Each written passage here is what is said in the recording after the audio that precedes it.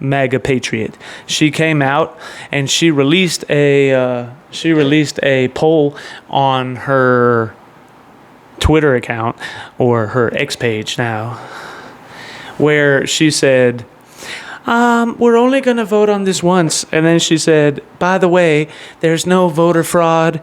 We have to check IDs, and we're not going to have any of this. It's like, what? Making all these funny games about, about voter fraud, about the 2024 election, actually, is exactly what she was talking about. And I was like, wow, she really went there, huh? Like, she's really going all there, isn't she? And she's like, since then, she's like basically flat out endorsed Donald Trump. There was a video of Donald Trump and JD Vance getting into a golf cart, and she retweeted it, and she said, or reposted it now, and she said, these are the good guys, bro. Like, what's wrong with y'all? Why can't y'all understand? These are the good guys, bro. We gotta get the Christians free. And now she's over here standing up for all these, like, Christians. Like, it's pretty crazy. It's pretty intriguing. It's pretty amazing to watch, actually. The Christians in Nigeria, first of all, and of course, and so much that's going on over there, but not just the Christians in Nigeria. She's actually now talking about standing up for Christians across the entire world, across the entire globe. And she shared a couple of tweets back to back, where one said, the blood spilled out calls out to me, or something like that, and it must come to an end. And that's what she said. And it must come to an end. And she said, free all Christians everywhere now. And then, like, the tweet after that, she said, you have grieved the Holy Spirit, and you must set all Christians in the world free right now. And then the tweet after that, she retweeted, like, the lyrics to, like, one of the I forget who makes that song, but it's a Christian song where it says, Christ the holy rock which I stand. I think, is that Kim Walker Smith? I'm pretty sure that's Kim Walker Smith. She retweeted those lyrics. I'm pretty sure that's who it is. So that's pretty crazy, right? Like, she's being bold and radical. She's become, quote unquote, radicalized, as the left wing would say. She's become, quote unquote, radicalized. Oh no, guys, she's one of us. Whatever will you do? But let me go ahead and tell you a secret, though. She's become super bold and outspoken about Jesus Christ, the Lord Jesus Christ. There is only one God, and it is the Lord Jesus Christ. There is only one way, and it is the Lord Jesus Christ. There is only one King, and it is the Lord Jesus Christ. There is only one belief system, and it is the Lord Jesus Christ. You ever seen that before? I think that movie was about, like, the Christian Crusaders or something like that. You know, the Christian Crusaders, they're a controversial group. I'm not really sure what I think about them, to be honest with you. I haven't read nowhere near enough on the history of them to really get a full understanding. Although, I hear why people are against them, because they went to war. Yeah, it's understandable. And they were Catholic, and, I'm not really a Catholic. And they were sent by the Pope, and then you look at other things like, well, they were taking the Holy Land from the Muslims, and, like, that's kind of understandable. Like, I understand where you're coming from when you do that. But I think they also turned against the Jews as well, and I am not a big fan of that. So I don't know, it's really weird. But they had this, they're controversial. Some people love them and are obsessed with them and be like, that's the Christians that we're supposed to be. And then other people are like, it's kind of the exact opposite of the gospel. The truth may be somewhere in between. I don't know. It's really interesting, honestly. But, she has... I think that's what that's from. I think that's from that movie there. Yeah, because I saw this, like, clip. I saw, like, this AI clip on Facebook or something like that, and it showed them, like, marching like Christian Crusaders, and this guy was sitting up there, and it was like, this is how I'm starting to feel more and more every single day. And it shows him sitting up there, and it says, there is only one God, and that is the Lord Jesus Christ. There is only one way, and that is the Lord Jesus Christ. And they're like marching in unison beside each other. They're walking beside each other, just do one after the other, standing up beside each other, because they're all getting in line to go to war, and they got their spears and their swords and everything, and they are dressed up in old, like, medieval armor, and say, there is only one way, and that is the Lord Jesus Christ. There is only one God, and that is the Lord Jesus Christ. There is only one King over all the earth and nations, and that is the Lord Jesus Christ. And I'm like, this is interesting. But I kind of understand where they're coming from at the same time, too, though, because, you see, like Charlie Kirk murdered on live TV, and then you see Mum Dummy, the dumbest, goofiest, corniest politician in the entire history of American politics. This guy's even worse than Barack Obama. He's even worse than Joe Biden. How do you get worse than Joe Biden? How can you be worse than Joe? These flows are the cheat codes. We need those elite bros that got to sit and try to veto the ego like Weak Joe Finito release. How do you get worse than Joe Biden? Come on now. Joe wasn't even the president. He never was. It's all a lie. It's a sham. They lied to you, my friend. They want you to think that he was the president. He wasn't. It was a lie. It was never real. That's the reason why we got rid of all the auto pen pardons and BTW. By the way, we're coming after you. That's right, we're coming after you, Anthony Fauci, and it's not over. By the way, I tell you all the time, Anthony, we're coming to get you. It's not over. By the way.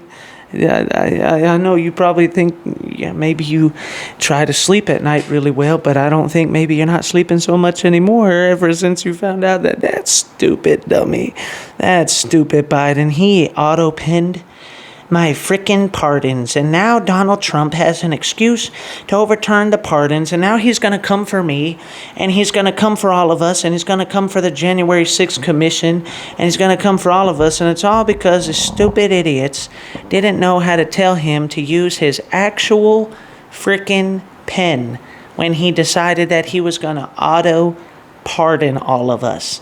And now I can go to prison for possibly being a Nazi scientist and doing wars on humanity and doing criminal, weird Frankenstein experiments. Crap and a half. Oh, man. I really thought I was going to get away with it this time, guys. But it seems that maybe God really is in control of it all. Listen here. And so, well, Anthony Fauci and all them are going to be going to prison for the rest of their lives. Speaking of which, this whole thing with Charles Lieber, the Harvard scientist who created nanotechnology and patented a thing that allows you to inject it inside of people's human skin, by the way, and that's not a conspiracy, that's a fact. I have the patent number, and I'll give it to you, because we back up everything we say here. And also, he patented it with a bunch of Chinese people, and they're all on the patent with him. And then he got arrested by the FBI for treason and taking $50,000 a month from the Chinese Communist Party, along with 2 Chinese nationals, and he's now convicted of that crime, by the way. And they were caught sneaking 20 vials from the United States of America to China to China during the height of the COVID-19 pandemic, like in 2020, by the way. And and that's where that whole thing comes from with like Bill Gates. But you know what? Actually, I'm making a whole thing about that where I'm going to show you, I'm going to walk you through the whole thing, bro. And I'm going to show you the articles from not some outlandish website on 4chan somewhere in the dark webs of the interwebs, even though a lot of those are more reliable than the mainstream news media is, right? But I'm going to show you verified and read to you the verified articles from harvardmagazine.com and harvard.edu and doj.gov, and show you from mainstream cited sources that everything that I just said is 100% factual.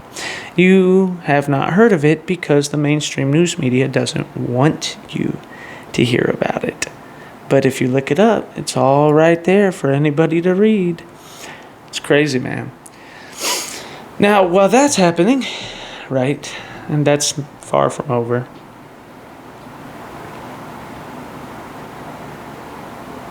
Nicki Minaj has jumped on the Trump train, and she's full-blown MAGA. And Mum Dummy, the biggest clown in the history of American politics, completely founded by the Muslim Brotherhood, without a shadow of a doubt. He's completely a Trojan horse, completely an enemy of the nation, completely a wolf in sheep's clothing. Shout out Bridget Gabriel. She is a beast, phenomenal. She has beautiful eyes too as well. Pretty beautiful eyes, gorgeous eyes. I don't know I've ever seen eyes more gorgeous than that. Some of the most gorgeous eyes I've ever seen in my life. And even more importantly than that, she's like almost like a prophet, really, to the United States of America about Islam and radical Islam. And really, before I even knew who she was, before I even knew about her, I was saying everything that she was saying. And, we were saying everything she was saying because it's so obvious. When you sit there and you look at it and you study it and you look and you see what it is, and you look at the history of Islam and you just, come on. I mean, you just look at them. Just look at the Middle East, okay? You don't even really have to go that far, try that hard to find it. And also when you study the way that they take over countries and what they did to Iran and all this kind of stuff, But Bridget Gabriel is awesome because she comes in there and confirms everything that you thought inside of your mind, but we're like trying to find a way to prove on paper that that's exactly what it is. And then Bridget Gabriel comes in here, a complete gift to the United States of America, sent by God, I truly do believe. And I don't just believe, I know. And then shows everybody, oh yeah, here's what happened, guys. By the way, I'm from the Middle East, and this is exactly what they did to me, and that's exactly what they do on purpose, and I can confirm for you that we were not a Muslim country, and then we were so nice to the Muslims, and they hit us with all that Islamophobia nonsense too, and we loved them, and we ate with their children, we played with them, and we grew up with them, and everything was great and fine, similar to like how the Jews talk about the Nazis during the Holocaust. And then all of a sudden, while that was happening, as soon as they became the majority, all of a sudden they weren't so nice to us anymore, kind of like the Nazis did to the Jews in the Holocaust. And then they were mean to us, and then they started screaming for Sharia law in the streets, and then they started taking us and beating the crap out of us and killing us and murdering us and stoning us and these people we grew up with. And then they took over all of the entire country and turned it into a Muslim country, and me and my siblings and my parents were hiding from them underground, hoping they wouldn't murder us. And then, it wasn't any of the Muslim countries that came and saved us. It wasn't any of the Arabic countries that came and saved us. It was Israel, the Jews, and the United States of America that rolled their tanks into that city and saved our lives from being murdered and took us out of the region to Israel and then emigrated eventually to the United States. That's why I love Israel. That's why I love America. And that's why I've come here to warn the United States of America that the same exact Muslim nonsense they did on us, they are trying to do on you. And that's who Bridget Gabriel is. If you do not know who that is, you need to know who that is, because that woman is speaking nothing but pure truth. And the entire country, the entire world needs to know what she is saying. And Mummy Dummy is one of those clowns. We've been infiltrated by the Muslim Brotherhood. That's already happened. Obviously, you look at people like Ilham Omar, the inbreded Muslim, who has a problem with the backwardness of straight white men and Christians in the United States of America. and various other Muslim candidates and, whatever you want to call them, that all snuck over the northern border through Canada instead of the southern border. While everybody was looking at the southern border, they came in through the northern border. And that's why they're all in Minnesota and Michigan. Fun fact, by the way, I was taught that 15 years ago, more than that now, like 15 to 20 years ago when I was in middle school, I had a teacher that was telling me that long before any of these people ever came around. He was one of the first people that ever taught me that socialism was a bad thing and that capitalism was a good thing. And he was like, oh, yeah, by the way, there's a big, giant Muslim presence in Minnesota and Michigan that we're paying attention to. It was in 2007 that he was telling me this. I remember because it was before Barack Obama was ever president. It was right before he was elected because we were holding things in the class to try and see who was going to be the next president.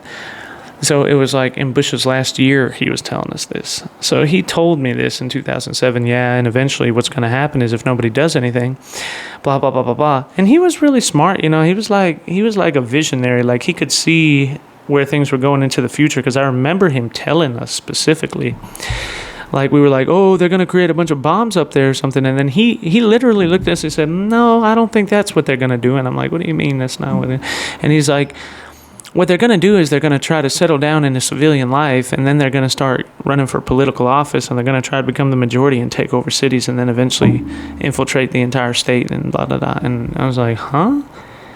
That's interesting. Like, how do you know that? Because nobody was talking about that. The mainstream news media was not mentioning that. And he was talking about how he knows that because the CIA was watching it.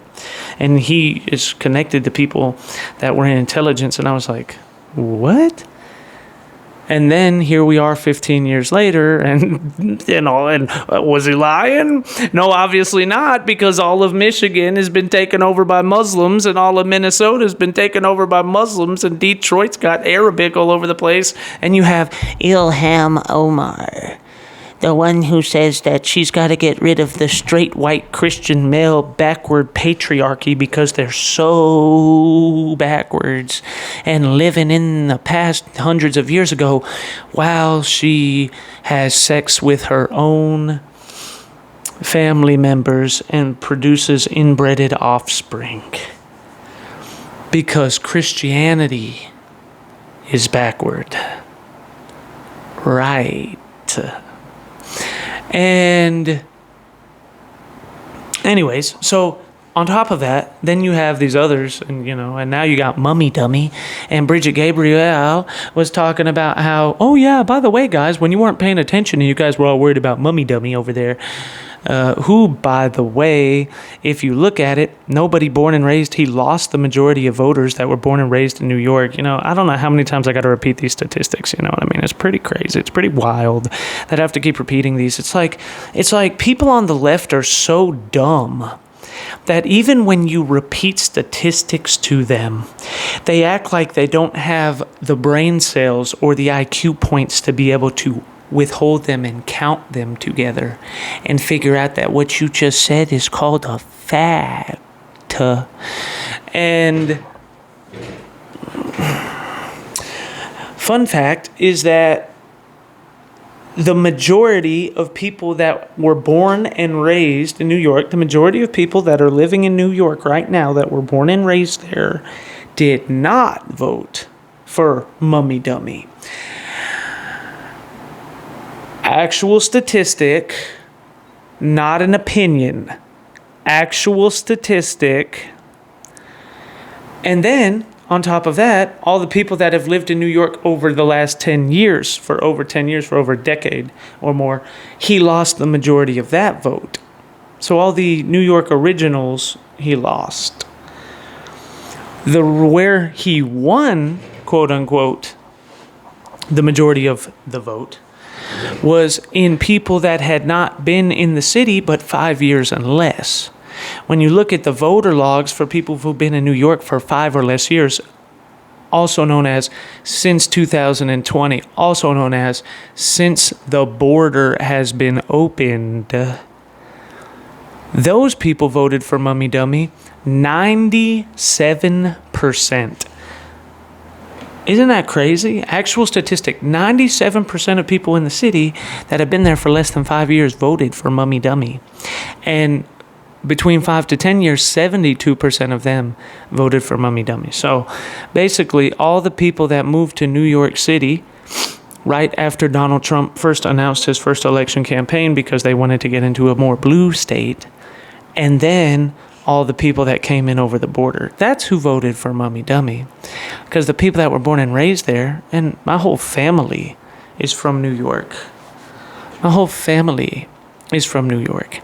And I can promise you that none of them voted for Mummy Dummy, okay? Not one. I don't think I have anyone in my entire family at all. And that's a lot of people, you know. Well, actually, I think there might be one. I think I got one long-reached cousin that I think he's a Democrat. But everybody else is a Trump Republican. Okay, so, and really it's a tragedy, and we talk about it. I'm like, I'm kind of worried about you guys being up there because, like, it's about to turn into Arkham City up there is what it's going to turn into, okay? You ever played Batman before? You ever played Arkham Knight? Arkham Asylum, Arkham City, where they just turn half of Gotham into a prison and the people are just running through the streets doing whatever they want to. That's about to be New York City, okay? Because of the Muslims, because of the Muslim Brotherhood. And like Bridget Gabriel was trying to tell you, while you were paying attention to that one race, over 80 Muslim candidates ran for office at the same time, and 42 of them got elected. And now you have Muslims in key positions all over across 17 different states. 42 new Muslims were elected to office, and they're everything from mayors to board of directors to school boards to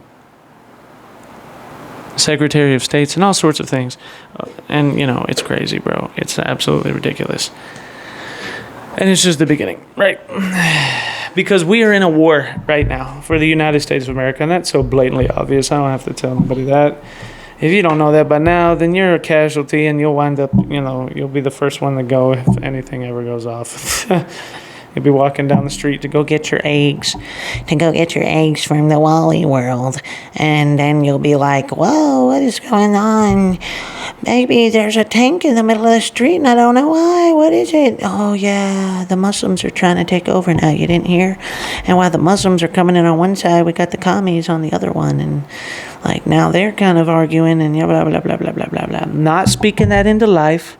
Not speaking that into existence. In fact, I am under the exact opposite impression that is not going to happen in the United States of America. There will not be a civil war. And there will not be this military ingumption and all these sorts of things. And it's not going to go down like that. It's not going to have to go down like that. But there is going to be a battle. There's going to be a real, actual battle, as though there already has been. But it's just going to get deeper, okay? And now's the time to choose your side, and that's really what it is. Between good and evil, light and darkness, holiness and, crazy, debauchery. That's really what it is. Do you worship Satan or do you like God? Like, which one of those do you sound cool with? Because that's the divide right now. Do you worship the devil or do you worship Jesus Christ? Like, it's really what it is. And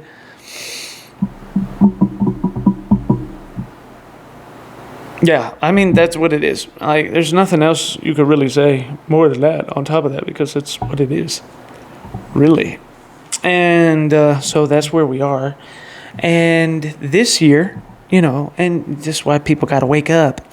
It's like, we've had some pretty good victories this year in essentially Donald Trump becoming president. Well, actually, he was always president. Joe Biden never was president. Autopin. Remember, Anthony Fauci, we're coming to get you. You're not getting away, okay? And Bill Gates, the countdown's going, bro. You got like 2 years And if you don't change it around by then, bro, like, you're gone, bro. They're gonna get you. And so the thing is, with that being said, also major problems, right? Like Charlie Kirk being assassinated on live TV and Mummy Dummy taking over NYC. And the beautiful Ukrainian refugee that was slaughtered by a lunatic on a subway station. Lunatic or whatever, an animal, whatever you want to call him. And would not happen to me. I would have taken you out.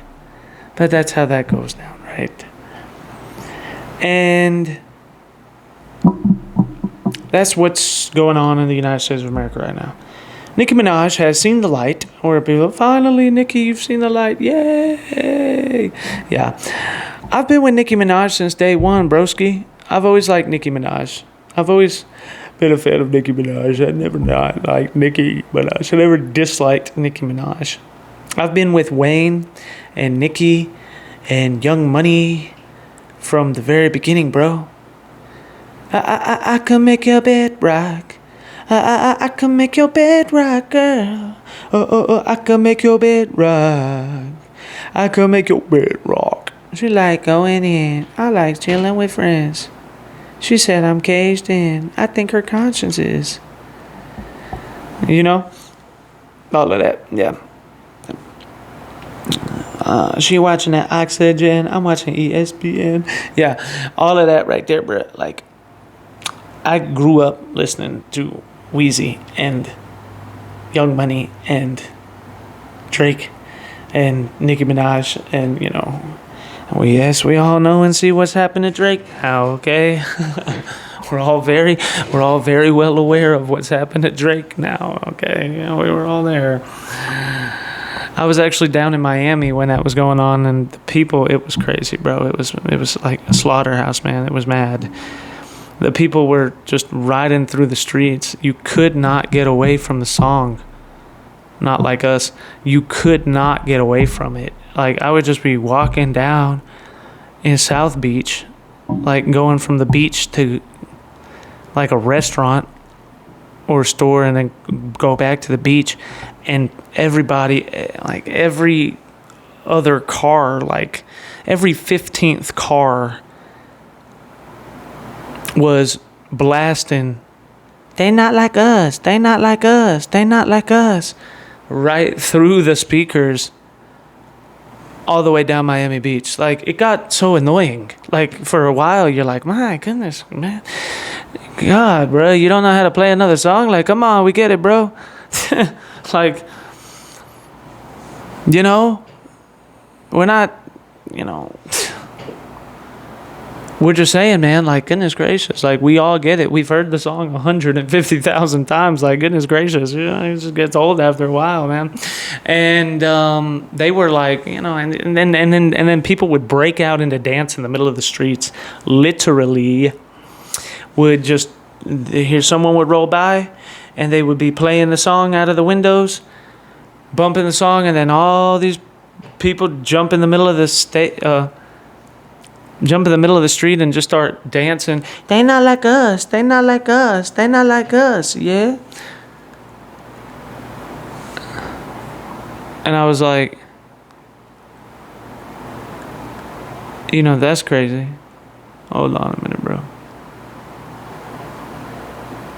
I don't know, bro. Like, I was hearing something like bang the wall or something, and it just stopped. It just went away. I don't know. It's weird. It's like for the last 15 minutes, I keep hearing stuff like smack walls and like smack the window and stuff. Like, I'm like, what the heck is that? Like, I don't know. That's weird, bro. I don't know. It's probably, who cares? But, you know, anyways, so yeah, that's what was going on. And I was like, oh my God, how could Drake ever show his face in Miami ever again? He looks like he's getting slaughtered here, and he's just not responding back. But whatever. That was in the past.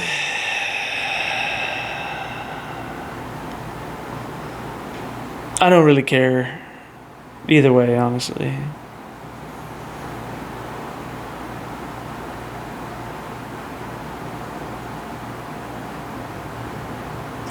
And Kendrick's overrated anyways. Like, nobody wants to say it, but it's the truth. Nobody wants to say it, but it's true. Okay, and a lot of people actually say it. And that diss by J. Cole was actually really good on Kendrick. It was actually pretty good. The fact that he took it back is what made it all go down. And you're like, what is this stupidest thing? Who does that? Like, what is that? Why would you sacrifice yourself like that? It doesn't make any sense to me. You sacrificed your position forever for that. It's kind of stupid. And, I'm not really a fan of Kendrick. Never really have been, ever. I've always thought Kendrick was overrated. I kind of just, I almost, roll my eyes every time that Kendrick comes on. I'm like, oh, okay, whatever. Whether Drake's a pedophile or not, we don't know. And we've never seen any evidence to prove that he was. But in today's day and age, all you got to do is accuse somebody and everybody believes you, so you know how it goes. I don't really like Kendrick anyways. I kind of feel like Kendrick is, kind of full of it. I've always felt that way. That has nothing to do with Drake. I just always felt that way, bro. And maybe it's even more because it's not like I hate Kendrick. It's not like, I think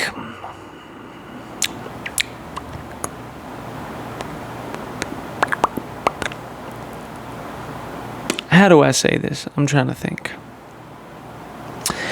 I think maybe it's more Kendrick's core fan base that pisses me off more than it is the artist himself. You know what I mean? I think maybe it's his core fan base that pisses me off because they act like Kendrick can't do anything wrong. It's so annoying. You know what I mean? It's like, and I agree with that. When Drake said in that one diss where he said, Kendrick just opened his mouth, somebody go get him a Grammy right now. Okay, I feel that, bro. Really, that's honestly what it is, bro. Kendrick could literally spit over a mic, right? He could literally, and I think I heard someone say it. Did someone say that? He could grab a mic and just go over it for 15 minutes.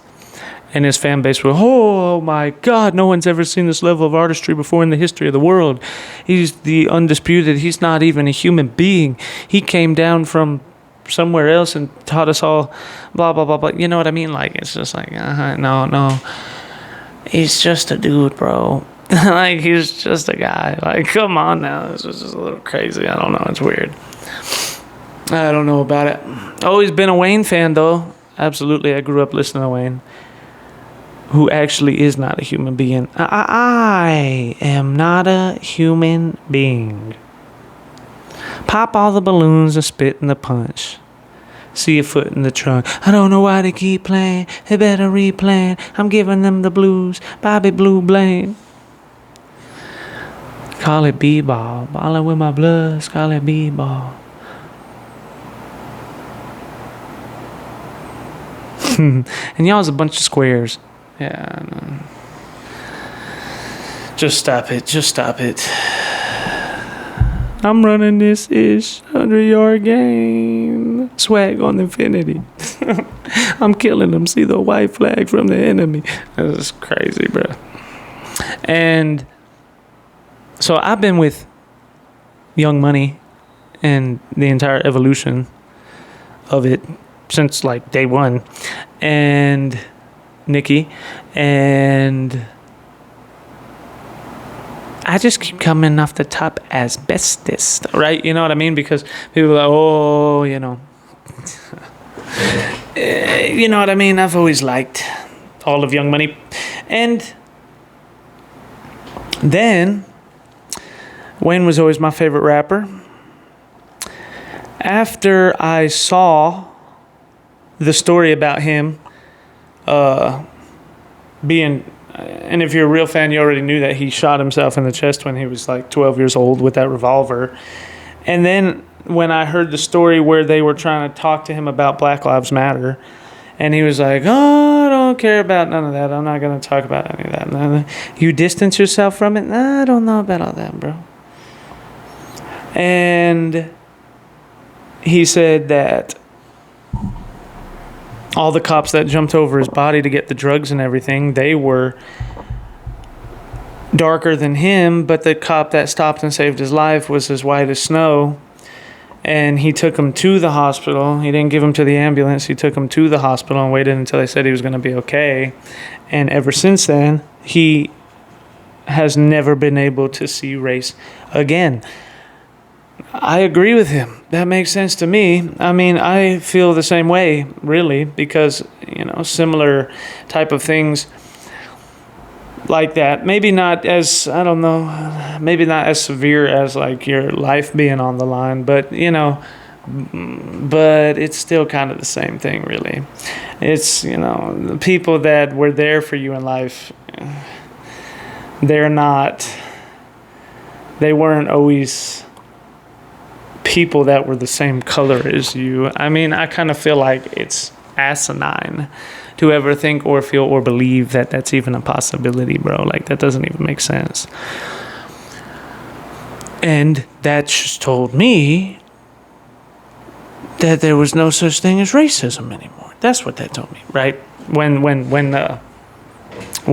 he went on, what was he on? It was on ESPN or something with Skip Bayless, and they were trying to get him. Do you apologize for what you said, Wayne? Do you want to recant that and say it a different way?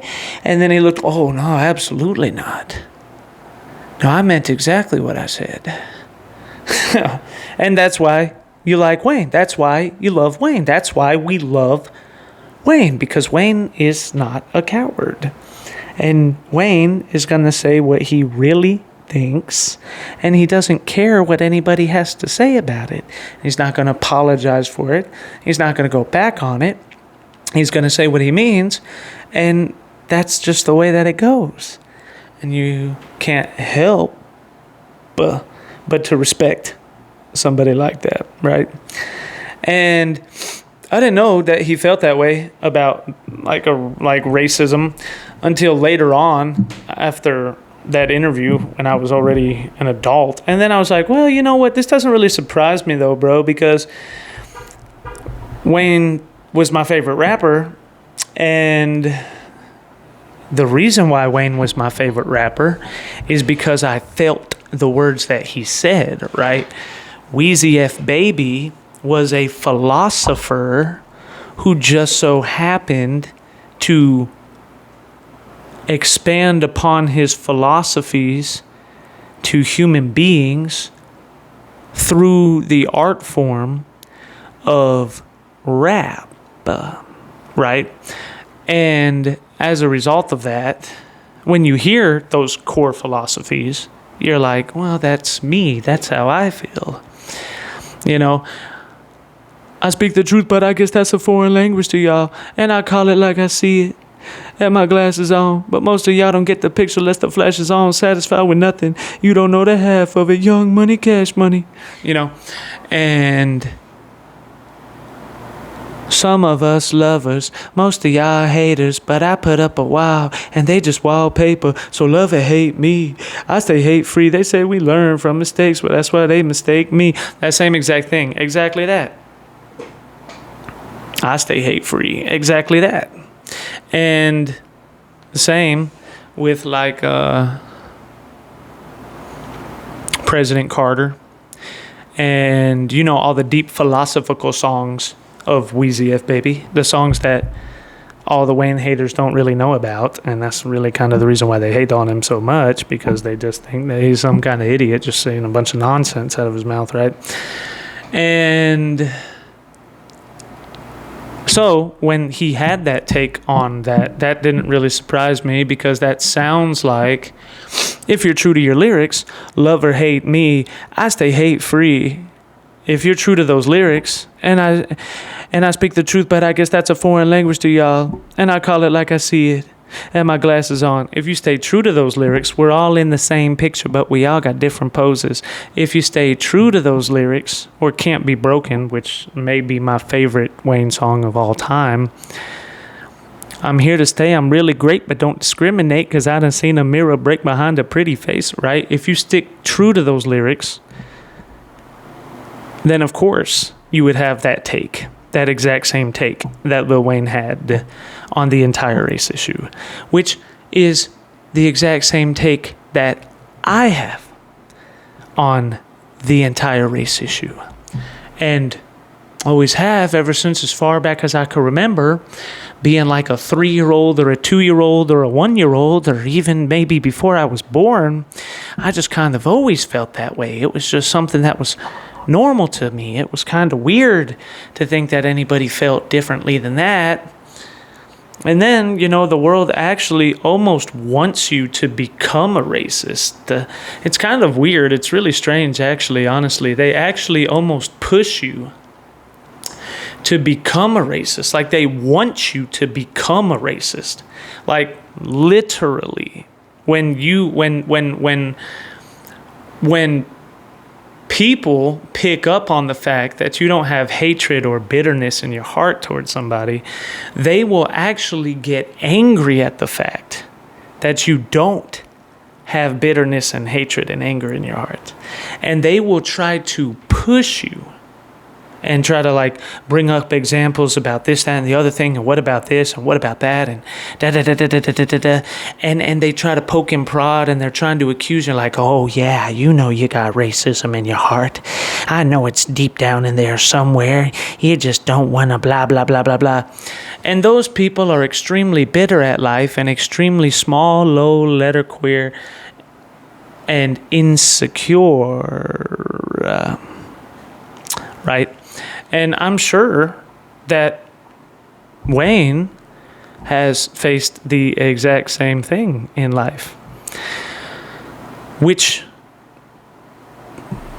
those interviews are a perfect example of that, when he just said something that people should be like, wow, that's amazing. What a grasp towards unity. If we had more stories like this one, maybe we could actually solve this problem, the world's problems, right? Maybe we could actually believe that there was such a thing as no male or female in Christ Jesus, no Jew or Gentile in Christ Jesus, right? Maybe we could actually believe those things and make an estimate, an advancement towards it, right? But instead of that reaction, which would have been a holy, righteous, wholesome reaction, they have the reaction of, ooh, how dare you not be bitter and angry? How dare you not want to join Black Lives Matter and curse and damn all the white people and all of them straight to hell if you could, and try to kill every single one of them? How dare you not feel that way? Well, that's just because you blah blah blah blah blah blah blah blah blah blah blah blah blah. And the more they talk, the less it makes sense, right? And then you go on ESPN, and they just can't handle the fact that you said that too, and they try to push you into, did you want to rework or apologize what you said? No, not at all. See, I actually meant what I said. Would you get a load of that one? I actually believe that the world operates that way. Isn't that crazy? I actually am really kind of operating on a higher level and a higher vibe than you guys, and you guys just can't seem to understand that. Really. And yeah. And so after I saw that, I was like, wow, man. Wayne sees the world the same way that I do when it comes to race. Isn't that crazy? Because, as a kid, I felt a lot of the lyrics, and I've been at the top for a while and I ain't jumped yet. Exactly that, bro. And what I love about Wayne, too, is, it's this attitude of, almost like destiny, right? Like full assurance that I'm supposed to be here, and I know I'm supposed to be here, and ain't nobody gonna tell me that I'm not supposed to be here either, right? And so you feel all that, and then I get older and I hear all that, and I'm like, man, no wonder. It's kind of ironic that Wayne was my favorite rapper growing up, but then again, actually, when you really look into it, it's kind of not, because it would make sense that birds of a feather flock together, and those people who feel those things and feel that way feel those things and feel that way on a macro as well as a micro level, right? So it makes a lot of sense, really. And with that being said, so Wayne was always had his head screwed on straight, right? And Nikki Minaj, I kind of always felt that she was more of a head screwed on straight type of person too, because I remember when she came out and talked about the vaccines, and she said, I don't even really support those vaccines, you know what I mean? I remember when she came out and said that, and everybody tried to attack her. Oh my God, they don't support the vaccines. Try to kill her and cancel her and everything else. And, you know, and then she was like, oh, no. You're not going to do me like you do these people, okay? You're not going to cancel me because of what I think about the vaccines. And she stood by what she said. And then she said something very remarkable in one of those rebuke backs to the mainstream news media, where she said, you know, all of these rappers you're listening to feel the same way as me though, right? Like, really the truth is, you think that like me, like I'm an outlier, or like somebody like Wayne on that issue is an outlier. But the truth is that it's a lot closer to like half and half, and maybe it's more majority the opposite direction than for, right? And they just don't want to say it because they don't all want to get canceled and lose all their money and get buried into the ground for having an opinion of their own. You know what I mean? Like, it's one of those things, right? And because, you know, sadly, we live in a world that believes that people aren't allowed to have an opinion and be something different than, you know, everybody else is, which really is kind of the mode of greatness if you think about it, right?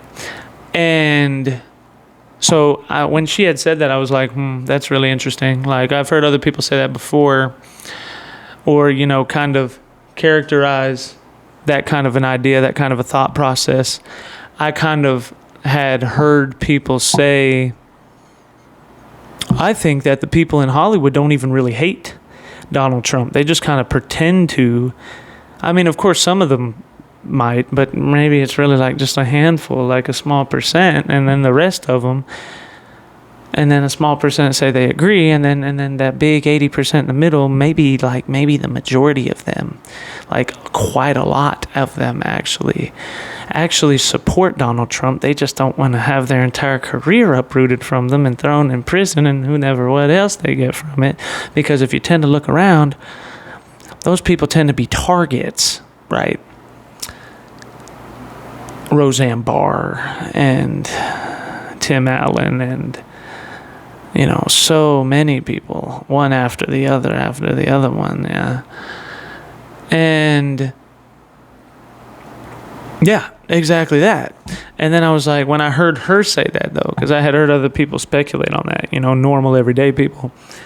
But when I heard her say that, I was like, an inside rapper in the industry who's deep in the industry, like everybody knows who Nicki Minaj is, right? For her to say that out of her own mouth, that's really interesting. There really is something deep going on there, huh? Isn't there? And so now this comes out with the Christians in Nigeria and everything, and she's now praising and endorsing Donald Trump. Was at the UN, as I'm sure you've heard. Now she releases 3 tweets in a row, one quoting the song lyrics, I think, of Kim Walker-Smith, where she said, Christ the solid rock I stand. And then another one saying that you have grieved the Holy Spirit. We must stop letting Christians get murdered now. And another one where she said the blood is calling out to me and all this. Wow, powerful statements for Christians around the world, and she's 100% right and correct, obviously. Pray for the persecuted church. And simultaneously, now she's making jokes about voter ID and voter fraud, and she says, she shows a picture of Trump and J.D. Vance and said, these are the good guys. And she's really going all in. She's full MAGA now. And I'm like, I kind of always knew that you were, Nikki, after I saw that COVID thing. It was only a matter of time. And there's a lot more as well, too. And simultaneously, while that's happening, also various other people, right? Like Kevin Gates, who also is another, like Wayne, a very outspoken human being who really doesn't care what people think. I love Kevin Gates. And they ask me if I'm real, and I say, really, really. Exactly, bro. And exactly that, broski. And I won't apologize because I'm not really sorry. Yeah, exactly. I don't apologize because I'm not really sorry. Wow. Crazy, hard to believe, huh? Just drop the nuke bomb on him right there. Oh my God, the method behind the madness is he's just really not sorry. You know, like Donald Trump, really. I don't apologize because I'm not really sorry. They asked me if I'm out.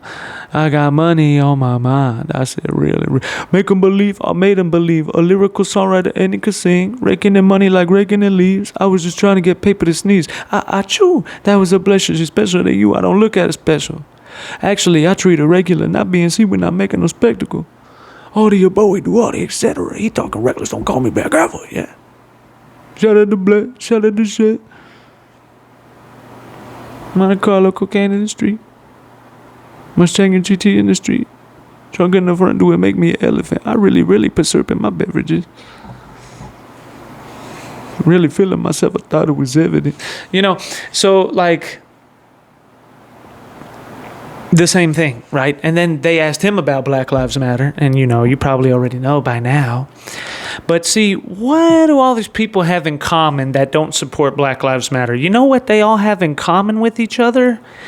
That they don't care what you think. That's what they have in common with each other. That they're not sheep. That they're not cowardly. That they don't parrot off other people's opinions instead of saying what they believe. They don't walk around with their spine untangled and their tail right up between their legs up their dress because they're too afraid and cowardly to say what they think towards people, right? That's what they have in common. 99% of the human population agrees, if you ask 100 people, 99 of them, if not all, will agree that courageousness and courage is one of the most admirable traits on the planet. Really, it's the most admirable trait on the planet. But yet, even though 99% of people agree with this and they understand this and they know it to be the truth and a fact, still when you put them in a situation where it's time to be courageous, shut up their mouth and be courageous, 99% of them hold their tongue in their mouth and will not say what they really think. And they back down and they're kind of cowardly, right? Donald Trump doesn't have that problem. That's why we love Donald Trump. Wayne and Kevin Gates, they don't have that problem. That's why we love them. Elon Musk does not have that problem. That's why we love him. You notice there seems to be a trend here. There's some kind of trend emerging here. People like... There's only two types of people in this world. And that's real and fake. And that's exactly right, broski. So then he said that he didn't like Black Lives Matter because there shouldn't be no Black Lives Matter. It should be, it is blackpeoplemeet.com, Black Entertainment Television. It should just be all people. Everybodymeet.com, everybody television. And I said, if they said that, then I agree with that. Yeah, exactly. That's exactly right what it is. Broski, if they say that, then I agree with that. Crazy. And that's why I was a fan of Candace Owens. When Candace Owens rise, once again, does not care what anybody thinks. And now, this whole thing's going on. And I was with Charlie Kirk from day one. And so it does not surprise me that Nikki feels that way. Or Wayne. And there's many others as well. And also, speaking of hip-hop and the rap industry, you have Diddy. Oh, yeah, Diddy Dirty Money. Oh, yeah, Puff Daddy. Oh, yeah, Diddy. He didn't just say what I think he did D. Beautiful play on words, yeah. And all these things that came out about Diddy, and it's so stupid. Like, it's so fake, bro. Listen, it's so fake. Like, when I would meet random people in the store, or I would meet random people doing whatever, and then someone mentions Diddy or something like that, and then these people go, oh yeah, and I was surprised to find out about that. I didn't even think that was like a thing, bro. Like, I didn't even think that was real, or like I thought that they were just framing him for doing it. And in my head, in my eyes, when I hear them say that, I'm like, oh my God, like, I'm talking to an idiot right now. Like, there's no way they really believe that, or they don't know anything about hip hop and the history of hip hop. Like, those are really the only two options. Either one, they are lying through their teeth because they're trying to make it look like, oh yeah, I never thought he did it. I think they're just going after Diddy because he's black. And they're lying through their teeth because they're a bunch of people pleasers and they're doormats and they don't say what they really think. And they're playing a part. Or two, you don't know the history of hip hop, because if you know the history of hip hop, look, bro, I have always thought that Diddy was a bad guy. There has never been a time in my life where I did not think that Diddy was a bad guy. You do not come out of the whole mess that happened in the 90s smelling like a rose on the other side of that if you are not dirty, right? If you are not a con and a crook, you don't come out of that like that, okay? When everybody around you, when the whole thing is falling to pieces, right? The whole thing's falling to pieces, and people are dying left and right, and Tupac gets murdered and Biggie gets murdered, and interestingly enough, they were murdered within 6 months of each other. Interestingly enough, that's how young I am. I was born the year that they were shot. Isn't that crazy? 96. And actually, I was born in between, directly in the middle of both of them being shot, right? They were shot 6 months apart, and I was 3 after and 3 before. And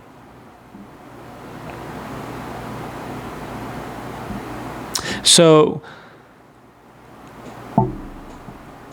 if you know the history of hip hop and you know the story and you know how there was this feud and then all these people and then Death Row Records and Bad Boy Records and all of this, and you know about the West Coast versus East Coast and Tupac getting robbed in the lobby and then he thinks that Biggie did it, and then Biggie says he didn't do it, and people still don't know whether he really did or didn't do it, and if it was all a setup to create this thing that we saw come to pass, whatever, who knows. And Tupac gets shot, and people say, well, obviously Biggie had him killed. I'm not saying that people might not be prescribed to that idea now, but at the time, that's exactly what people were thinking. And so maybe Biggie got him killed because they're in this beef, and then they kill Biggie because they're trying to get back at him because of what he did to Tupac. And a lot of people, maybe the majority of people, I would say probably anyone outside of the hip-hop world probably believes that. You know, they see it as like a big, giant, massive gang war. You're aware of that, right? And it's understandable why. But then again, there's all the big, giant theories in it when you really dig into it. And then, you know, there's the official narratives of this just random stuff. Maybe a fan went crazy because someone killed Tupac and he thought he had to get Biggie as revenge, or it could be that the records actually were getting each other, or it could be gang affiliations. The official story that Tupac was getting killed by the Crips because he got into an altercation with them or whatever right before. Maybe not. I don't know. And then you see all these things, and you see Suge Knight. And Suge Knight was a lunatic. He was out of his mind. He was crazy, completely unpredictable. He was a nutcase, and he's like trying to shoot people over like a parking spot. He was just a hot-headed fool, is what he was. A hot-headed fool. And people stayed out of his way on purpose, not because they were scared of him, not because they were afraid of him, but because they weren't stupid enough to be in his way, because he's a hot-headed fool, and he's going to end his life and yours over a parking space. So just get out of his way and let him kill himself one day, right? That's essentially what they're thinking. And, you know, and then he winds up going in and out of prison and da-da-da-da-da-da-da. Simultaneously, and all these things where, you know, when Tupac wasn't going to go back there and should kill Tupac, and you know, and you see all these things, and then he killed Biggie, or blah blah blah blah blah blah blah, and then so Tupac's dead, Biggie's dead. Lil' Kim, where is she? Is she famous? Does everybody's listening and watching Lil' Kim? She's doing real good, and everybody in that entire circle, like where are they at? Where are they at though? Like they're where they at? There's nowhere. They're nowhere. They're nowhere to be found. They're all irrelevant. Every single one of them is irrelevant on mass scale. Every last one of them today is irrelevant, except Snoop Dogg and Diddy. Except Diddy more, you know, behind the scenes, but that's because, you know, it's kind of smart, you know. It's more like, I'll just stay out of the limelight, and I can continue to grow this crazy empire while nobody's paying attention to me. And he was richer than all of them. Diddy's like, he's got more money than all of them. So, and Snoop Dogg was on trial for murder. So it's like, it's not like he came out smelling like a rose. Yeah, you understand what I'm saying? Like, he got out of it, right? He made it to the other side but it's not like there wasn't a time where he was possibly going to prison for murder, right? But you know who never got in trouble over anything at all ever, while everyone else is bumping in and out of prison and getting shot and murdered and everything else? You know who's not ever getting in trouble?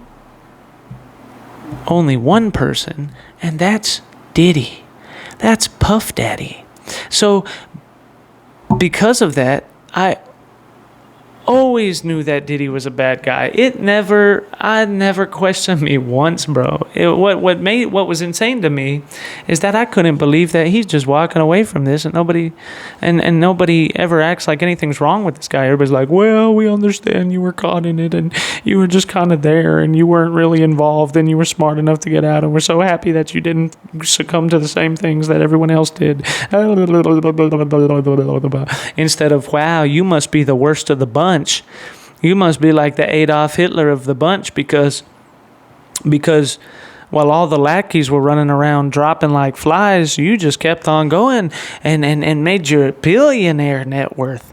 And you just keep on going, don't you? So I always thought that Diddy was a bad guy. And I told people that all the time, bro. I would always tell everybody, that is a bad guy, man. And nobody calls him out on it. And that's because they're, one, afraid of him. Two, people that are scared to call him out on it because he's black, and they're gonna be like, oh my god, but they're just mad because he's a black guy that did it, and if it was a white guy they wouldn't even say anything about it, which is something that black criminals say so that they don't get in trouble for their crimes. And then, or people in the hip-hop community don't call him out for it because he's like in charge of the hip-hop community, right? It's crazy. You notice something that's really interesting? The whole beef, I don't know if you recognize this or not, maybe it's just me, maybe I'm crazy, you ever look at this, but the entire rap beef between Drake and the entire hip-hop industry, it didn't happen until after Diddy was arrested. Do you think that that's a coincidence? You think there's a coincidence there? You know that Diddy pulled most of the strings behind most of hip-hop, right? That's why he's a billionaire. That's why nobody says anything about him. That's why they're always like bragging about, I'm with Diddy. And I always thought Diddy was a bad guy. I just knew he was.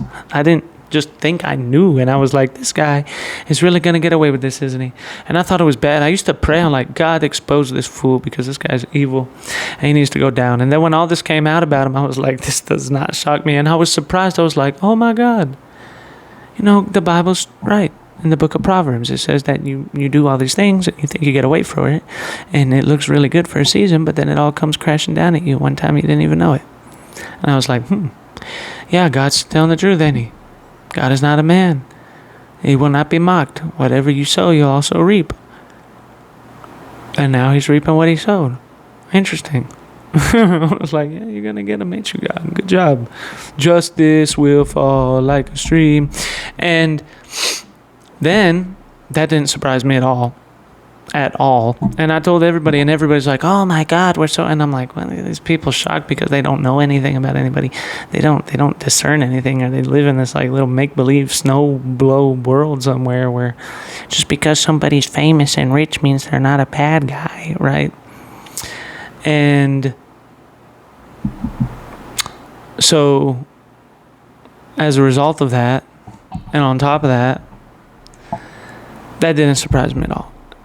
And, I really do also really, not only did that not surprise me, but I really do also believe I think that there's probably a whole lot more there that we don't know nothing about, but we will know about as time goes on. And then out of nowhere, they all start trying to let him go. Oh, yeah, see, he didn't really do nothing. Just let him go, let him go, let him go. And then 50 Cent, of all people, who I've also always really liked too. Okay? Many men preach death upon me. Blood in my eyes, dog, and I can't see. I'm trying to be what I'm destined to be.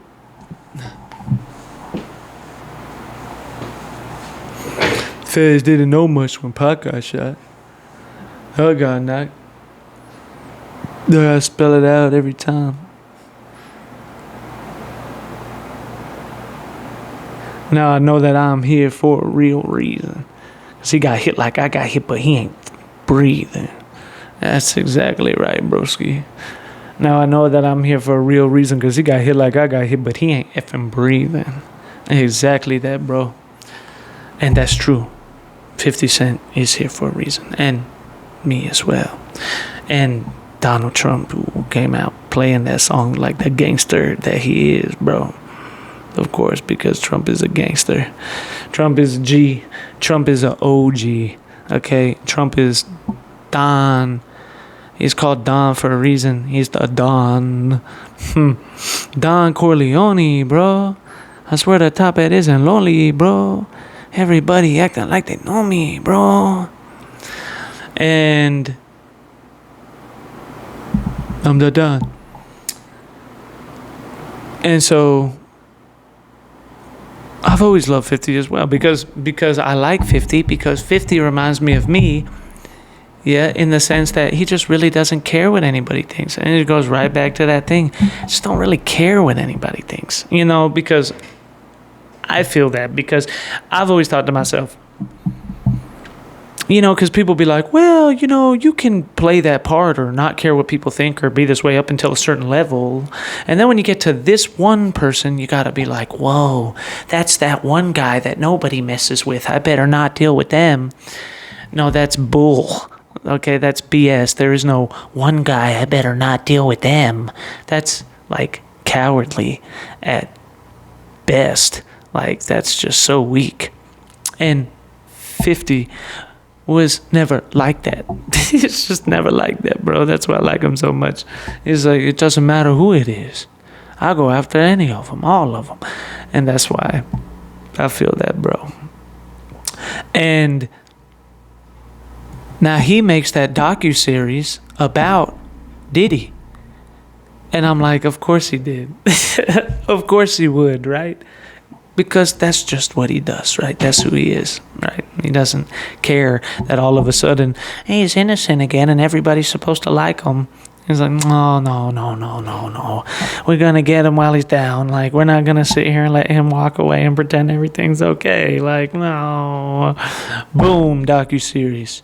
Boom, here it is again. Boom, I got some unreleased footage. Would you want to see it? I put it on YouTube for free. Boom. And I respect that. I respect that a lot, actually. 50 Cent, Curtis Jackson. I respect that a lot. Always have. I like 50. And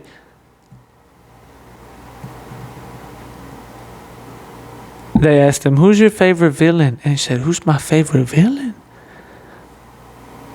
I like Diddy. I'm like, bruh. I knew he was going to say that, broski. As soon as they asked him that, I'm like, bruh, he's going to say he likes Diddy, bro. He's going to say it's Diddy, bro. Watch. It's like, I like Diddy. Oh, my goodness. The ultimate troll. It is all up in your face about it. Bold about it. All up in your face.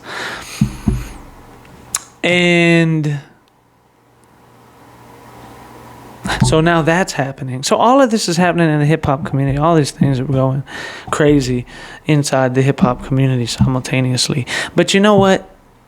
Like I was saying, and I haven't seen that series on Netflix yet, but I want to watch it, though.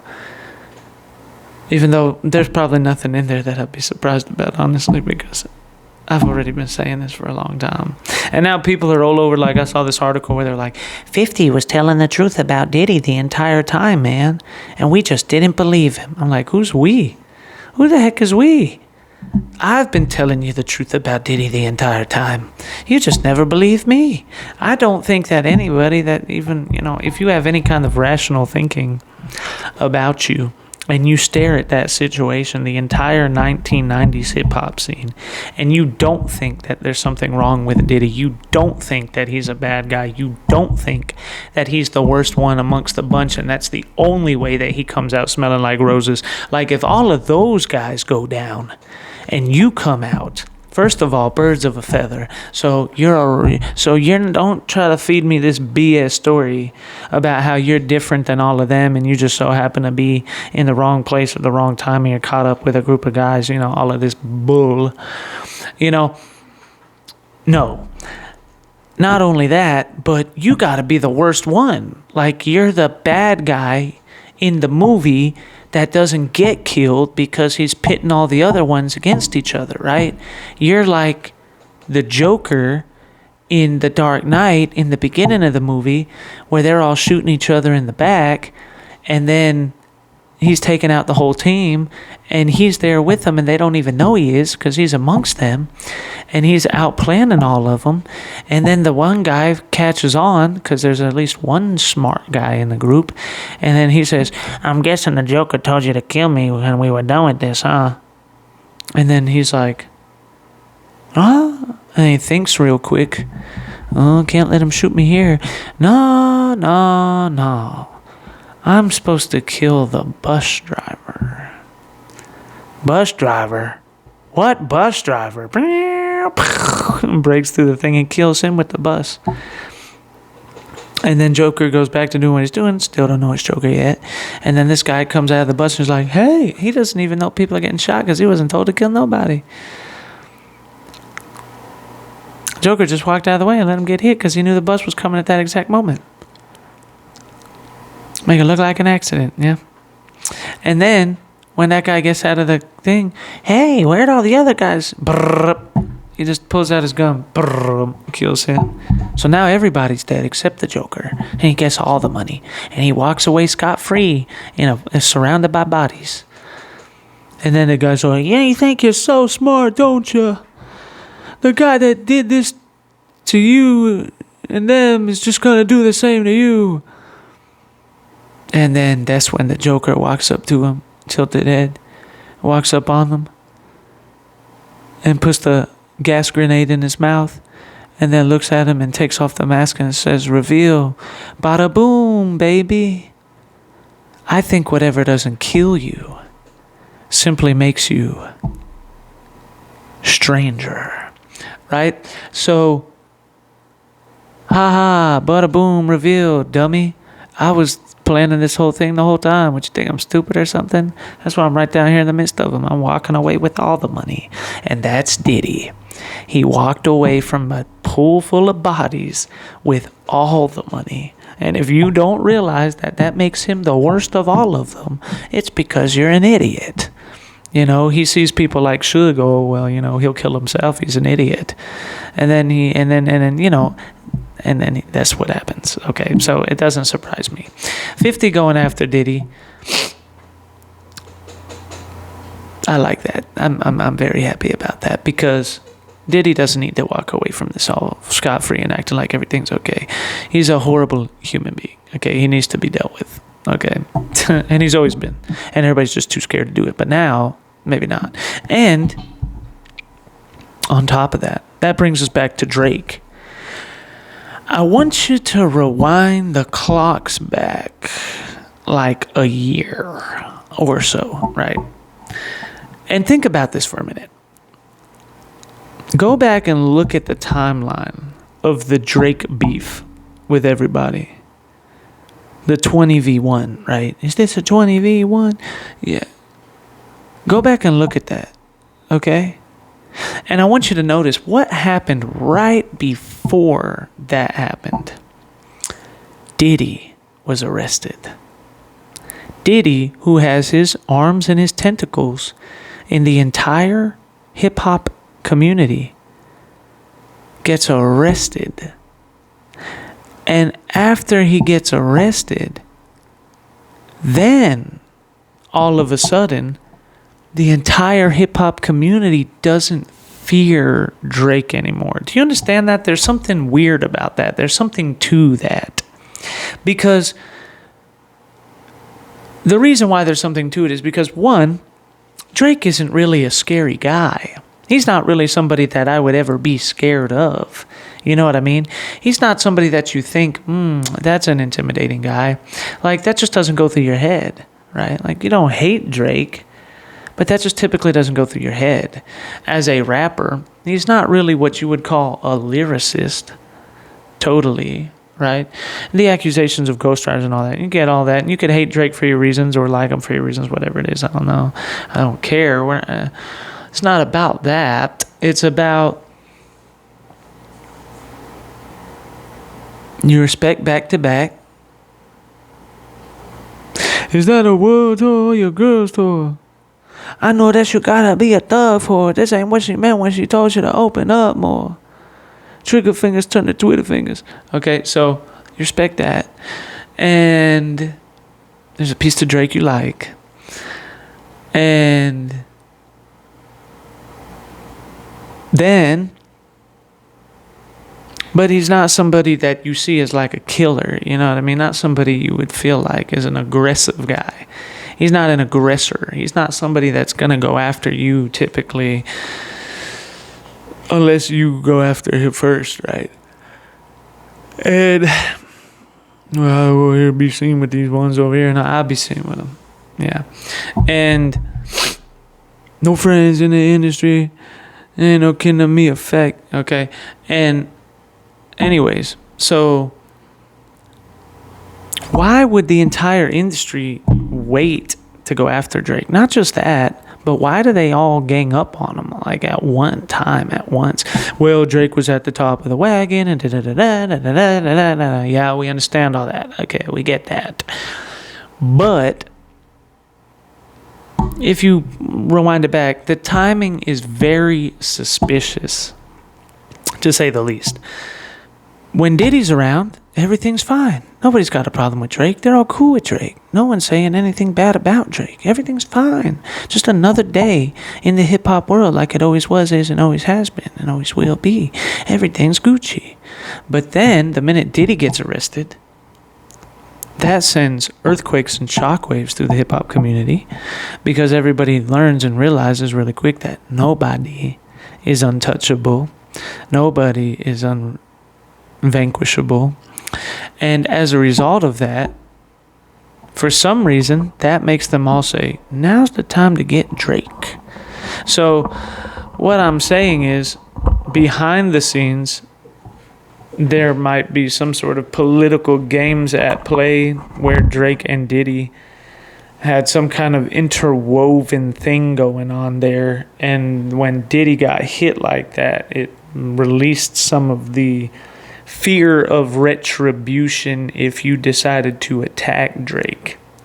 And then they saw that as an opportunity, and they all had a problem with Drake for a very long time, obviously, or at least it appears that way, right? I mean, that's what they say out of their own mouths, that they had this problem with Drake for quite a long time.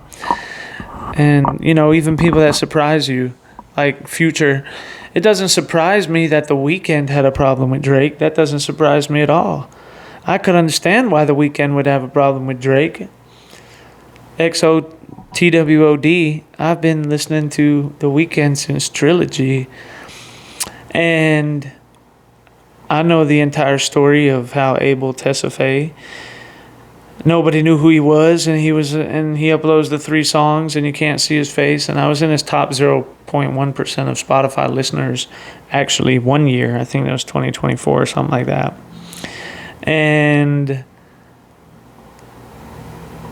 then he reveals his face to the world, and Drake asks him to go on tour, and he's getting like $10,000 a show, which is far less than what he should have actually been making. But, you know, $10,000 a show is good money when you don't got no money. And you're homeless. $10,000 a show sounds like a real good deal.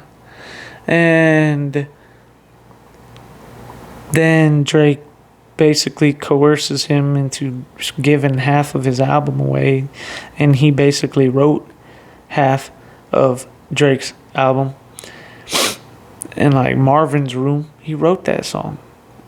That's why in that song, The Weeknd's not even in that song. And there's a lyric in there that Drake sings that says, "Cups of that XO." And I'm like, like, that's, if you needed any more proof that that song belonged to The Weeknd, Drake literally says, "Cups of that XO." Like, why are you mentioning XO, "Cups of that XO," which is a line in other songs by The Weeknd, right? Why are you mentioning The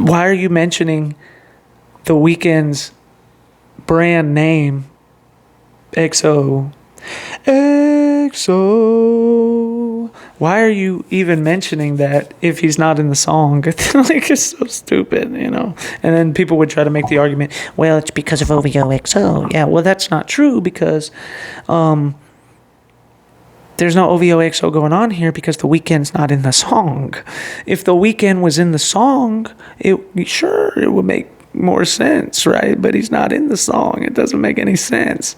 It's like it feels more like Drake got that whole entire uncut song from The Weeknd and then draked it up a little bit. So instead of sounding more like The Weeknd typically does, where I'm in control and I am the one that's leading you around like a dog on a leash or a fish with a hook in their mouth, Drake draked it up and simplified it and was more like, you're the one that's leading me with the hook in my mouth and I can't get over you. So, you know, he changed, obviously, most likely changed the production and a whole lot of other things to make it sound more Drakey and not Weekendy.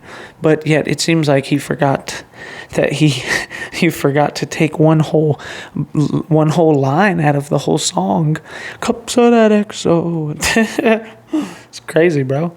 So I could see why The Weeknd would hate Drake. I always saw that, and I was waiting for that to happen, right? You listen to other songs by The Weeknd, it was only a matter of time before that happened. I take half a Xan, but I still stay awake, right? I mean, that's a diss. That's a sneak diss. I could never be the one to hide one. That's a sneak diss. So you knew it was going to happen. I could understand that. And I could understand a few other people as well. But then you found out the whole industry hates this guy. Future doesn't like Drake. Why not? I thought Future and Drake were homies, bro.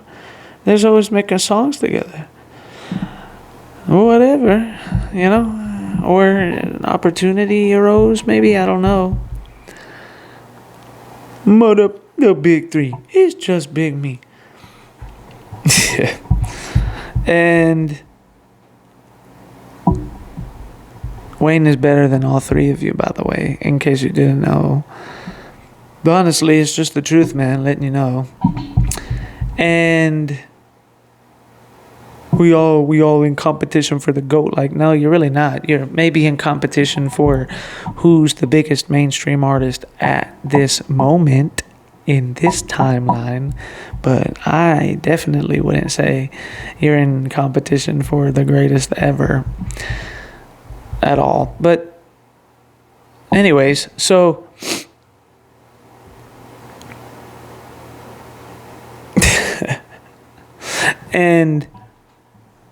but I didn't understand why all these people hated Drake. And then they all ganged up on him. Metro Boomin, go make some beats, Metro. Go make some beats, Metro. Man, shut up and go make some beats. What do you even do? You're not even a rapper. Go make some beats, Metro.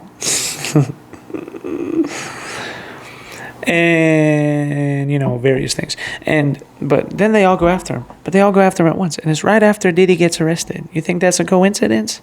I don't think that's a coincidence at all. I think that there's something that we don't know about, like, you know, the fans, the people don't know about. That deep down there behind in the dark secret marketplace somewhere, there's some kind of shady deal going on there. And really, I don't really trust Kendrick either, by the way, because, you know, if we're just going to be forward about everything, you know, let me just go ahead and say I don't really trust Kendrick either at all, by the way. Kendrick kind of gives me a weird vibe, bro. Like, there's something weird about him. Like, I don't know what it is, but I kind of feel it. I kind of know what it is, but there's something there I just don't like about Kendrick. Like, there's a weird vibe there, bro. Like, I don't know. Because, you know, Kendrick talks about how he's all for God and everything all the time and all this kind of stuff. And people are like, oh, yeah, Kendrick's for God. Oh, yeah, Kendrick's a prophet. And he's a prophet. Do you even know what a prophet is, bro? Like, Kendrick is definitely not a prophet. And really, what it actually is is like, and now that you're calling him a prophet, that makes my suspicions even worse, because now the vibe just got intensified, because I was picking up on some kind of vibe like that anyways. Like, I don't know, man. Kendrick's weird, bro. Kendrick's weird. Like, you know, he's just weird, bro. There's just something about Kendrick I don't like, bro. I get weird vibes about him, and I always have. It has nothing to do with Drake or the Drake beef. I've always felt that way about Kendrick. There's just something there. It's weird. And then during the beef, there was some songs in there where it like kind of confirms that vibe, because it comes out a little bit, right? I was like, "Dear Adonis, I'm sorry that man is your father," right? And you're like, "Oh, it's creepy, bro. Like, it just feels disturbing." You know, like, for real. And but I always felt that way. I don't know. You almost wonder if, like, low key, if like Kendrick worships the devil or something, broski. And then I could already hear all the Kendrick fans now losing their mind. Oh my God, he just doesn't get it. He just lost it. He knows nothing about hip hop at all whatsoever. Might as well throw every opinion into the dust, into the shadow realm, because he has absolutely no idea about anything that has to do with hip hop or rap whatsoever. Because how could he ever say that about K Dot? K Dot walks on water. Doesn't he understand?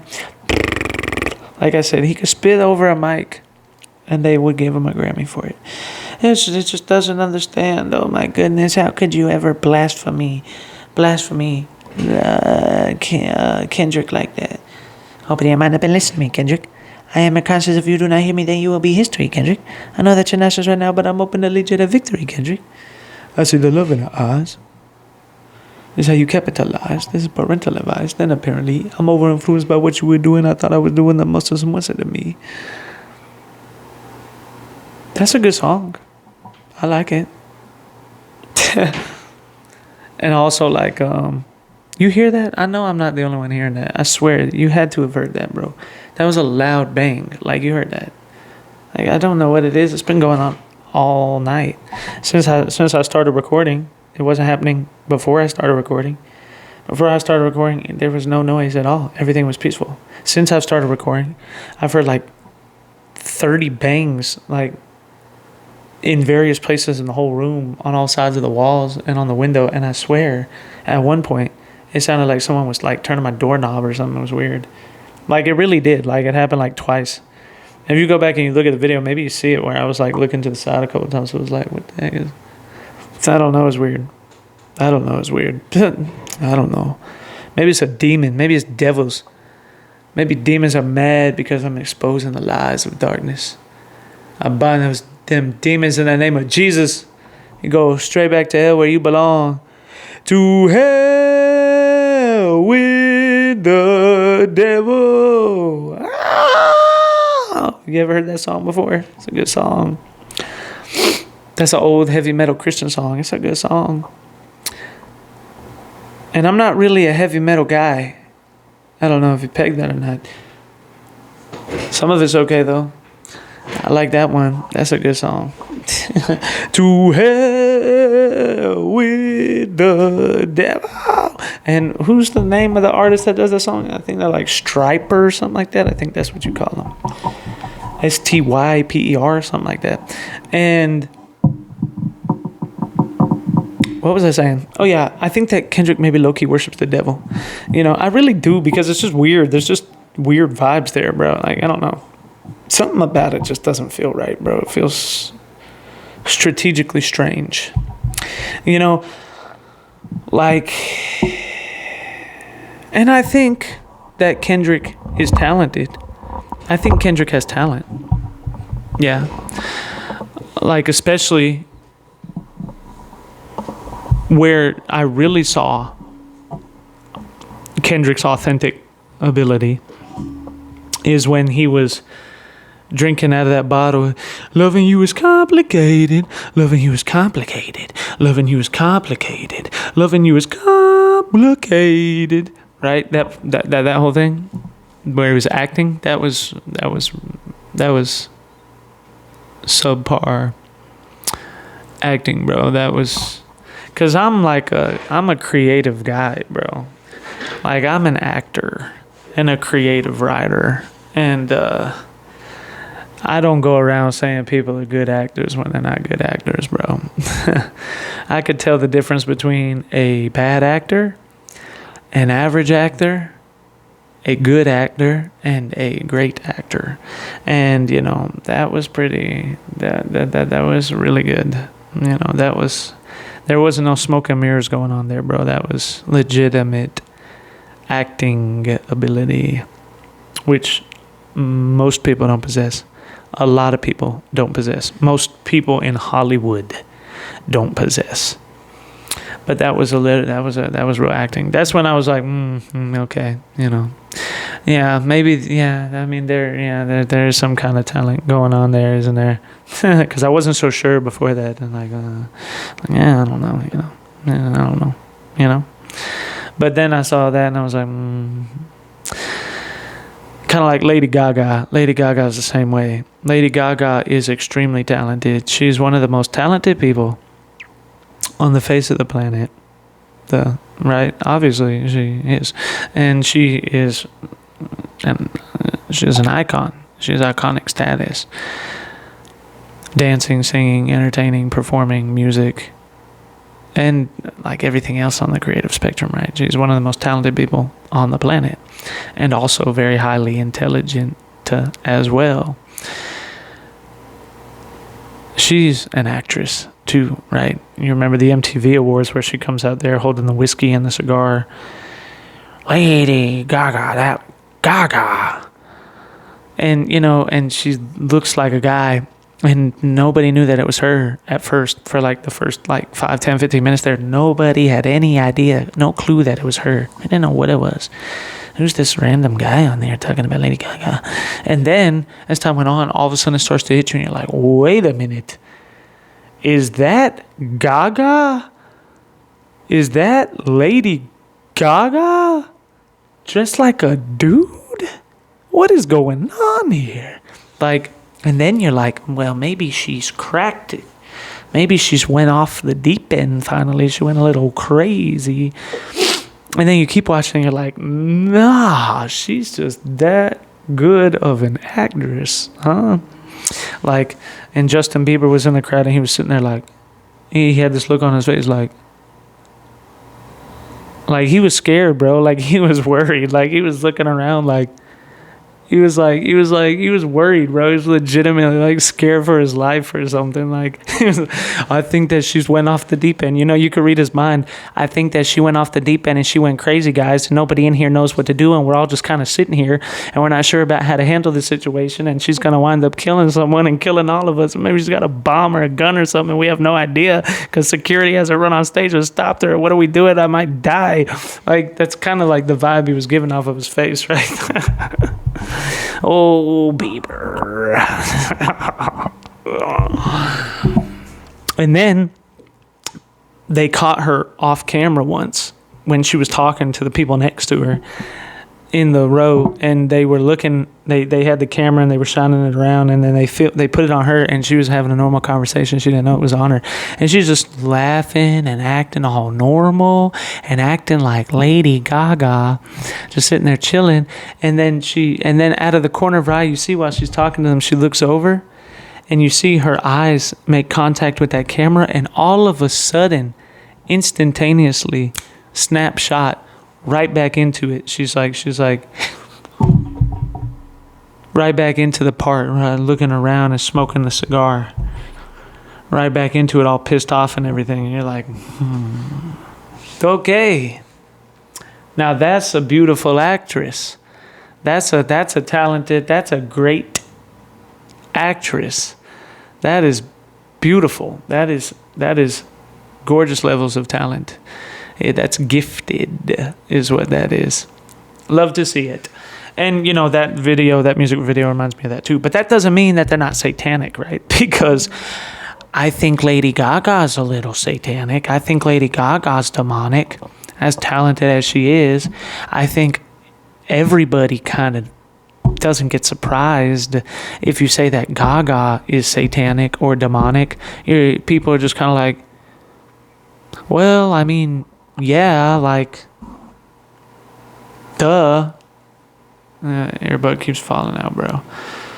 I told you I broke my headphones. I gotta buy some new ones. But everybody's like, nah, duh. We know that Gaga is demonic. And, you know, she does some really weird stuff like throwing up on people on purpose and all sorts of crazy stuff. Or letting someone throw up on her. Like, that is disgusting, man. I could never do that. That's a witchcraft ritual, actually. And Kendrick, I think, is the same way, bro. I think he secretly worships the devil, bro. And nobody's going to convince me different. I'm pretty sure that he secretly worships the devil, bro. And they were like, why do you feel that way, bro? Is it because... No, it's because you're an idiot, not me. I know more about that world than any of you. Most likely. I know more about that world of darkness and the world of light than any of you, and I know how real that world is, and I know exactly what those people think, look, talk, and act like, and I can feel things. I can feel and pick up on vibes, bro, and the vibe I get off him is just weird. It feels like a satanic vibe, bro. And Lucy. Hey, my name's Lucy. You can live at the mall. You know what I mean? And they're like, oh, well, you don't understand that that's just the proof that he's not demonic because he was showing this song to show you the temptations that people go through so that they don't become the demonic and blah, blah, blah, blah, blah. No. Or that's the song that Luciferians and Satanists actually make because the devil told them to make it, or whoever owns the record label that worships the devil told them to make it, and then they use it as a front so that you say things like, well, he was making that on purpose so that he was trying to show us not to pick the devil. You know what I mean? Like, that's really what it kind of is, bro. There's always a weird vibe there because anytime Kendrick talks about God, there's always this weird vibe that comes from behind it too, in another direction where you're like, that doesn't feel like a spot on, bro. It feels like there's some kind of dark, hidden motivation and intent behind what he says. Like he's trying to craft some kind of way of thinking. Or the spirit behind him is trying to craft some kind of projected image of what it wants you to perceive about Kendrick Lamar and his music. And then people start calling him a prophet, and I'm like, oh yeah, well, that's just another red flag, bro, because maybe that's the vibe, you know. And people always trying to like it, and people literally calling him a divine being, and they worship at his feet because they've never seen, you know. That's weird. It's like some cult level stuff, right? So I don't know. But anyways, all that to say that him going after Drake like that is really interesting, right? It's really interesting, broski. And going after him at the same exact time that everybody else does too. I find that really interesting. I'm just taking these out, bro, because they're starting to hurt my ears. That's why I need to buy some new headphones. I need to buy some overhead headphones, broski, because like now that I can't hear myself in the mic, it's like it just feels kind of weird. It feels kind of strange, but you know, but whatever. That's how I feel about it, and how I feel about Kendrick and all that. I kind of feel like he's satanic or demonic or something. I don't know how we got off into a tangent talking about Kendrick and The Weeknd and all over this hip-hop stuff. Well, yeah, I do. It's because of Nicki Minaj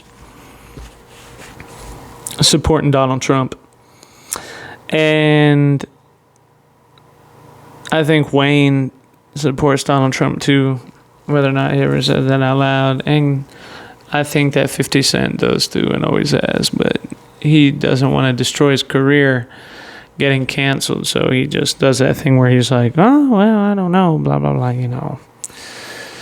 And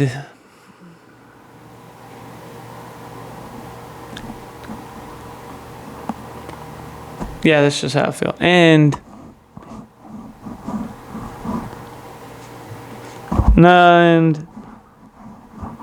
well, that's just how I feel, you know. Birds of a feather fly together. And I was like, Oh, thank God that Nicki Minaj has finally just jumped the wagon and came over here where she should be, which is the MAGA crew. And another one finally realizes that the lamestream news media is full of absolute crap. And then she announced her next album, which is coming out on my birthday. Yep, that's right. Crazy, isn't it? March 27th, 3/27/2026. That will be my 30th birthday. I am 29 right now, which is very young. Still very young, but I'm also a multi-trillionaire, so everything's Gucci. And then I saw that, I'm like, oh my goodness. So it's so weird because she frames up with Trump and goes to attack the Nigerian Christians, to defend the Nigerian Christians. All of that happens on Halloween, which is weird because Halloween is like a devil holiday. It's a pagan holiday. And for the Christians internationally with Trump, where culture and politics meet on Halloween, pagan holiday.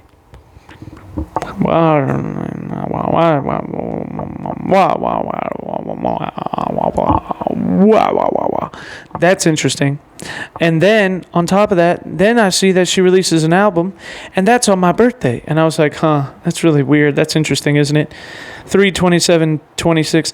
And I'm like, oh, that's crazy. And then to get even crazier, funnier, more interesting, is that when I found that out and then posted, hey, March 27th is my birthday. And I got the best birthday gift of all. I got the queen of hip hop coming over to the MAGA side and the MAGA train. The best, highest selling female artist ever. Coming over to the MAGA train and realizing that all the narratives are a bunch of bull. And seeing everything for what it really is. That's the best birthday gift ever. Now, while I post that on Twitter, she releases, same exact day, a song from the album, just coincidentally, that happens to be titled Pink Birthday. Isn't that hilarious, bro? You cannot make this stuff up, man. It's crazy. So, yeah, that's how I got a tangent about all that. Because Diddy's like a horrible person. He needs to go to prison for the rest of his life. He's a loser. 50s exposed him. That's good. Kevin Gates and Wayne and Nikki and so many people that are not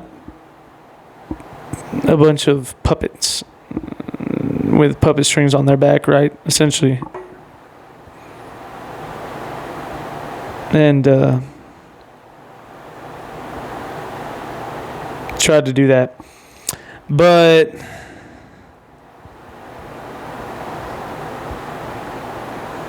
anyways,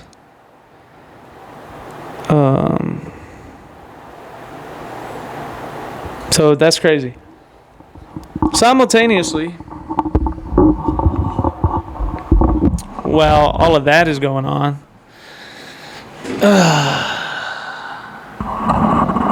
this is going to be a long episode, bro. I can already tell. But I want to get something to drink. You know what? That goes into Erica Kirk. Because there's a whole lot that's going on right now with Erica Kirk. Speaking of the political situation. And we need to talk about what's going on with Erica Kirk. But I think I'll end that right there. Or maybe I'll splice it or something. I'll end it and then I'll restart it and we'll continue because I want something to drink, bro. So, yeah. I guess we'll be back right after this. Or if we're not, then it's a new episode. But I think maybe we probably splice them together or something like that. But I'll be right back.